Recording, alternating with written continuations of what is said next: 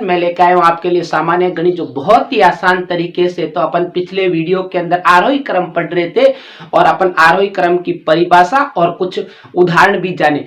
आज का अपना नया टॉपिक रहेगा भिन्नों का आरोही क्रम कैसे लिखा जाता है भिन्नों को। तो आज का जो अपनी नई हेडिंग रहेगी वो आपके सामने है भिन्नों का आरोही क्रम।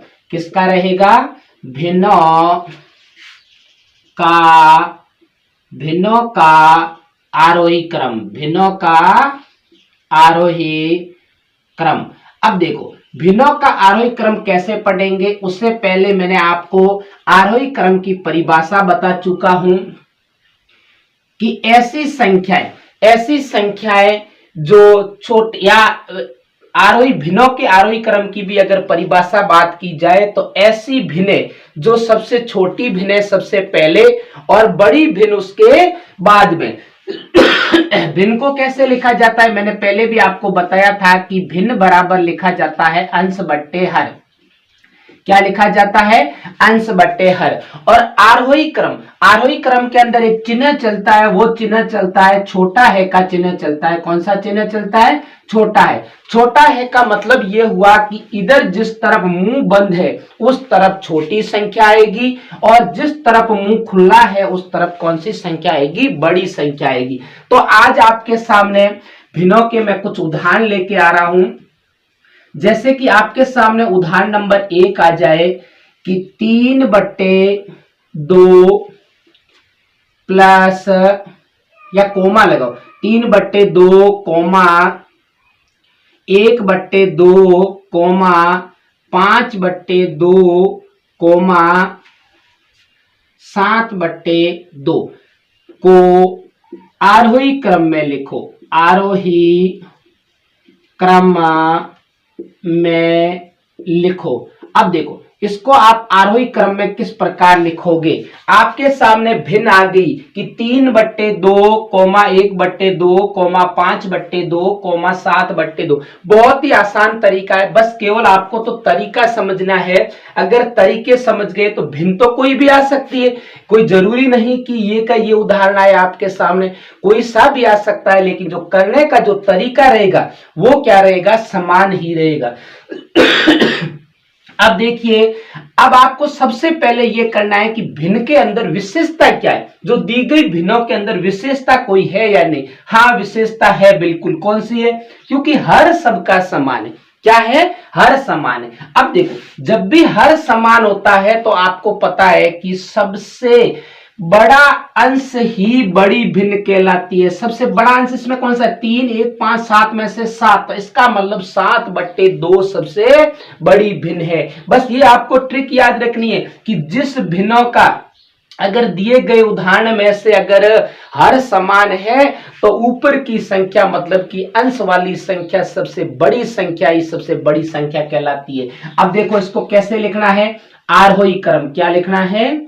आरोही क्रम। तो इसको आरोही क्रम में लिखना है। भिन्न को तो कैसे लिखेंगे आरोही क्रम में? कि आरोही क्रम का नियम, ये सूत्र ये कह रहा है कि सबसे छोटी संख्या सबसे पहले और सबसे बड़ी संख्या सबसे बाद में। तो सबसे छोटे अंश वाली सबसे छोटी संख्या पहले आएगी क्योंकि हर सबके अंदर समान है। तो पहले सबसे पहले भिन्न कौन सी आएगी? 1/2 क्योंकि 1 है तो ये 1/2। कौन सा चिन्ह लगेगा? छोटा है का चिन्ह लगेगा। कौन सा चिन्ह लगेगा? छोटा है का। उसके बाद में कौन सी आएगी? 3, तो आपका आएगा 3/2। उसके बाद में कौन सी भिन्न आएगी? 5/2। और उसके बाद में कौन सी भिन्न आएगी? 7/2 क्योंकि 7/2 सबसे बड़ी भिन्न है। अब देखिए ये आपका हो गया, कौन सा हो गया? आरोही क्रम। कौन सा हो गया? भिन्नों का आरोही क्रम जिसके अंदर हर समान हो। एक मैं इसका इसी प्रकार एक उदाहरण और करवाता हूं आपको। उदाहरण नंबर 2, जैसे कि आपके सामने आ जाए 1/7 कोमा 2 या इसको लिख दो 4/7 कोमा 8/7 कोमा 2/7 कोमा 3/7 को आरोही क्रम में लिखो। को आरोही क्रम में लिखो। आरोही क्रम में लिखो।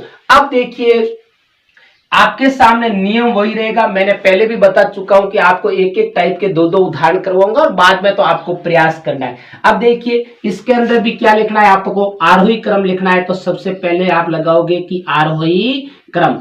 आरोही क्रम के अंदर नियम क्या कह रहा है, भिन्न के अंदर अगर हर समान है, देखो सब में हर समान है दी गई भिन्नों के अंदर, बिल्कुल जी हाँ सब के अंदर समान है। अब देखिए उसके बाद में नियम ये कहता है कि अगर भिन्नों के अंदर हर समान है तो बड़ी अंश में सबसे बड़ी संख्या बड़ी कहलाती है और सबसे छोटी संख्या छोटी कहलाती है। तो इसके अंदर सबसे छोटा कौन सा, 1/7, तो आपका आएगा 1/7 को छोटा है का चिन्ह। उसके बाद में कौन सी आएगी, 2/7। उसके बाद में कौन सी आएगी, 2 के बाद में देखो 3/7 है तो 3/7 कोमा, फिर कौन सी आएगी 4/7। आपको बस ये ध्यान देना, और लास्ट में अंतिम में सबसे बड़ा 8 है तो 8/7 कौन सा आएगा, 8/7। बस बहुत ही आसान तरीका है, बस आपको तो केवल गणित के अंदर निरंतर प्रयास करना है। जो बच्चा निरंतर प्रयास करता है वो गणित से कभी डरता नहीं है। गणित बहुत आसान है, बस आपको तो केवल निरंतर प्रयास करते रहना है। और अब देखिए आपको अगला मैं एक उदाहरण और आपको करवा रहा हूं, उदाहरण नंबर तीसरा। उदाहरण नंबर तीसरा आपके सामने आ रहा है कि 9/5 कोमा 9/7 कोमा 9/8 कोमा आपके सामने 9/6 करो, या फिर इसको कर लो 9/6 लिख दो।